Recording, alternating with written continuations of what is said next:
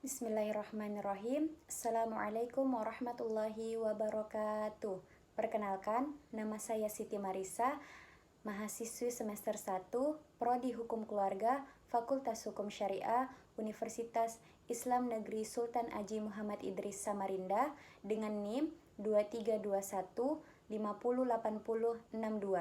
Adapun tujuan saya membuat video pada kesempatan kali ini yaitu untuk memenuhi tugas ulangan tengah semester mata kuliah Pancasila, dosen pengampu Ibu Dr. Haja Siti Aisyah, SPD, SH, MM, MH. Selanjutnya, materi yang saya sampaikan pada kesempatan kali ini yaitu Pancasila sebagai sumber hukum dalam sistem hukum nasional. Setelah Pancasila ditetapkan secara konstitusional pada 18 Agustus oleh PPKI sebagai dasar negara, maka Pancasila memiliki kedudukan penting dalam tatanan kehidupan bangsa Indonesia. Maha pentingnya kedudukan Pancasila kemudian memberikan kesadaran kepada bangsa Indonesia untuk menjadikannya sebagai rujukan mutlak bagi tatanan kehidupan, baik dalam bersosial masyarakat, berpolitik, beragama, maupun berhukum. Pada tatanan hukum atau dalam berhukum, kedudukan Pancasila dipertegas sebagai sumber tertib hukum atau yang dikenal dengan sebutan sumber segala sumber hukum melalui ketetapan MPR nomor 20 MPRS tahun 1966 Jo, ketetapan MPR nomor 5 MPR tahun 1973 Jo, ketetapan MPR nomor 9 MPR tahun 1978. Maka dari itu, Pancasila menjadi sumber utama dalam tatanan hukum, sehingga walaupun terdapat begitu banyak sumber hukum, maka sumber hukum tersebut haruslah sesuai dengan Pancasila. Di dalam perkembangannya, keberadaan Pancasila sebagai sumber segala sumber hukum ditentukan oleh setiap rezim yang berkuasa. Ketika rezim Orde Baru berkuasa, Pancasila menjadi dogma statis karena dikultuskan dengan menerapkan Pancasila dan Undang-Undang Dasar 1945 secara murni dan konsekuen. Pada ruang dan waktu tersebut, Pancasila tidak hanya sebatas sebagai sumber segala sumber hukum dalam tatanan hukum nasional, tetapi sekaligus sebagai pemberi legitimasi yang sahih bagi kekuasaan otoriter Orba. Pada masa reformasi, keberadaan Pancasila sebagai sumber segala sumber hukum masih memperoleh rumah hukum melalui TAP MPR nomor 3 MPR tahun 2000 tentang sumber hukum dan tata urut peraturan perundang-undang.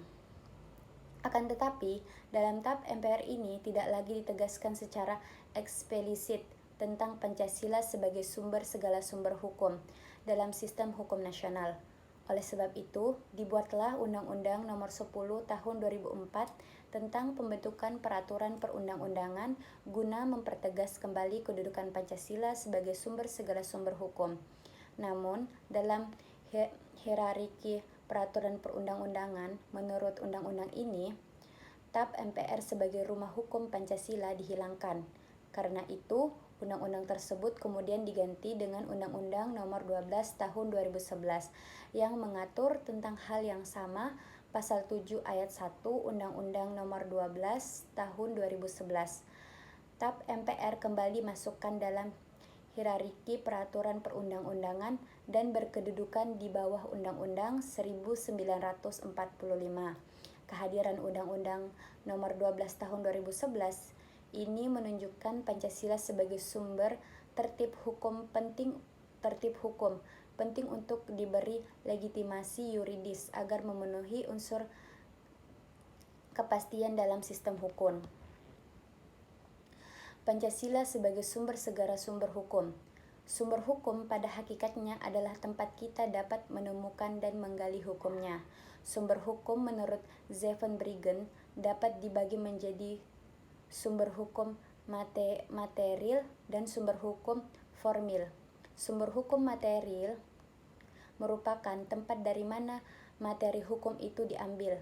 Sumber hukum material ini merupakan faktor yang membantu pembentukan hukum, misalnya hubungan sosial, hubungan kekuatan politik, situasi sosial ekonomis, tradisi, pandangan keagamaan, dan kesusilaan. Perkembangan internasional, keadaan geografis, sumber hukum formil merupakan tempat atau sumber dari mana suatu peraturan memperoleh kekuatan hukum. Ini berkaitan dengan bentuk atau cara menyebabkan peraturan itu formal berlaku. Fungsi Pancasila sebagai sumber segala sumber hukum mengandung arti bahwa Pancasila berkedudukan sebagai yang pertama, ideologi hukum Indonesia, yang kedua, kumpulan nilai-nilai yang harus berada di belakang keseluruhan hukum Indonesia, yang ketiga, asas-asas yang harus diikuti sebagai petunjuk dalam mengadakan pilihan hukum di Indonesia. Yang keempat, sebagai suatu pernyataan dari nilai kejiwaan dan keinginan bangsa Indonesia juga dalam hukumnya.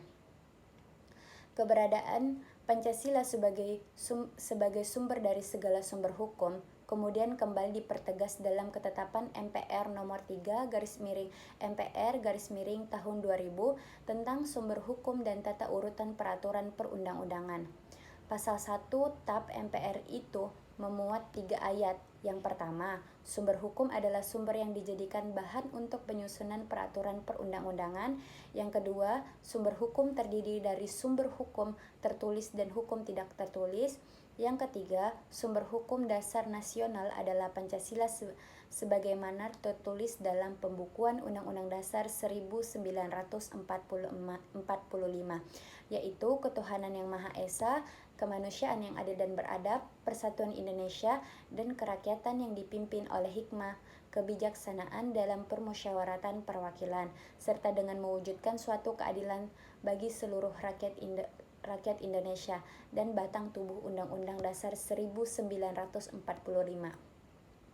Menariknya, supremasi Pancasila dalam sistem hukum kembali ditemukan dalam Undang-Undang Nomor 10 Tahun 2004 tentang pembentukan peraturan perundang-undang.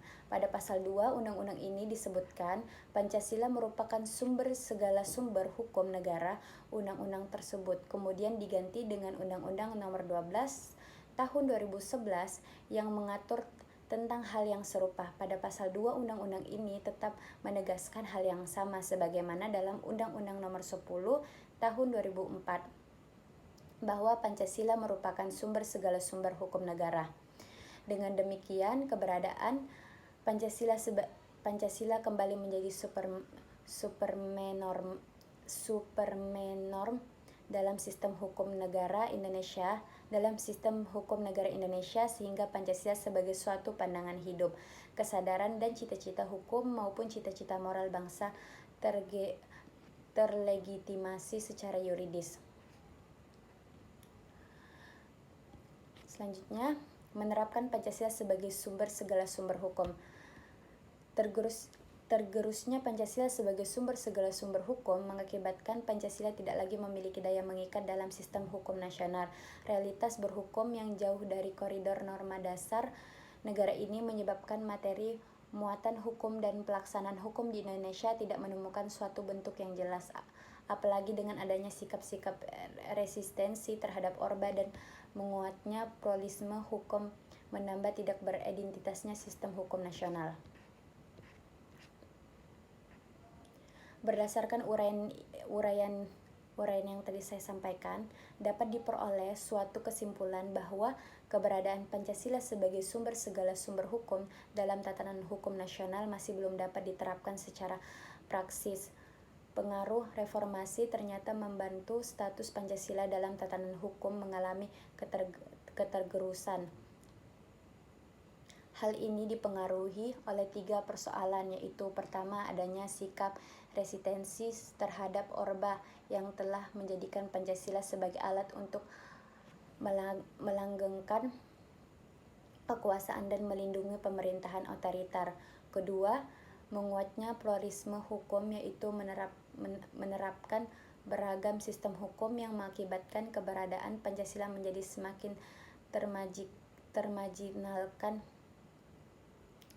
termarginalkan. Ketiga, Pancasila hanya sebagai simbol dalam hukum sehingga menimbulkan disharmonisasi antara peraturan perundang-undangan seperti adanya undang-undang dan perda yang bertentang dengan Undang-Undang 1945 dan Pancasila. Maka dari itu, untuk dapat menerapkan Pancasila sebagai sumber segala sumber hukum dalam sistem hukum nasional, pluralisme hukum yang terbukti saling kontradiksi satu sama lain, terutama pula agar dalam berhukum, negara Indonesia memiliki suatu sistem hukum yang utuh dan imparsial, yang sesuai dengan karakter dan kebutuhan perkembangan masyarakat Indonesia. Kedua, mendudukkan Pancasila sebagai puncak dalam hierarki peraturan perundang-undangan agar Pancasila memiliki daya mengikat terhadap segala peraturan perundang-undangan. Dengan demikian, Pancasila tidak lagi sekadar normatif sematik sebagai sumber segala sumber hukum, tetapi benar-benar dapat diterapkan dalam sistem hukum nasional. Diupayakan dua cara, yaitu pertama menjadikan Pancasila sebagai suatu aliran hukum agar tidak ada lagi pluralisme hukum yang terbukti saling kontradiksi satu sama lain, terutama pula agar dalam berhukum negara Indonesia memiliki suatu sistem hukum yang utuh dan imparsial yang sesuai dengan karakter dan kebutuhan perkembangan masyarakat Indonesia. Kedua, mendudukkan Pancasila sebagai puncak dalam hierarki peraturan perundang-undangan agar Pancasila memiliki daya mengikat terhadap segala peraturan perundang-undangan. Dengan demikian, Pancasila tidak lagi sekedar normatif sematik sebagai sumber segala sumber hukum, tetapi benar-benar dapat diterapkan dalam sistem hukum nasional. Baik, itu tadi materi yang saya bawakan pada kesempatan yang sangat berharga ini. Ayo teman-teman, kuliah di Universitas Negeri Sultan Haji Muhammad Idris Samarinda. Terima kasih.